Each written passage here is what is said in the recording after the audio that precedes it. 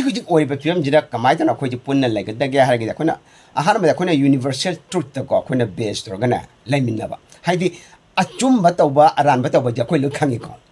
haidi migi po horan bai ji aran bane ba si universal truth ki against ne ko ana khona universal truth si illa cha minna ba adi matung da khona nungsi ba ba wakhal lon che si laiba ma thau ta ba nungsi ba je yaudra ba ko khona bana ba lo illa ga chu ko akai ba dum lak ne ba maram di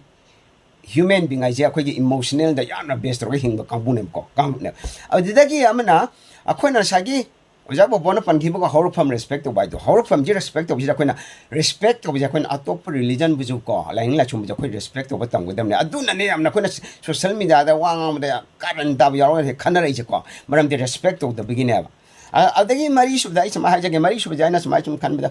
akoi education koi education yam watle manipur da ko awareness watli education gi thaksi yam nemi aduna si khangda education gi level je khangda ko high thinking je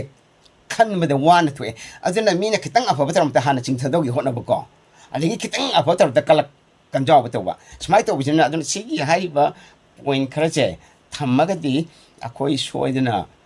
pullaga jamina bangam gudra han aduga amana koi punchin ba je ko hai di ba point sing je point mai si na page ตรงนี้จุ่มพามอร์ก็คุยจะปุ่นชั้นแล้วก็จัดปะด้วยที่ช่วยเรื่องงานก็ได้ทำใจ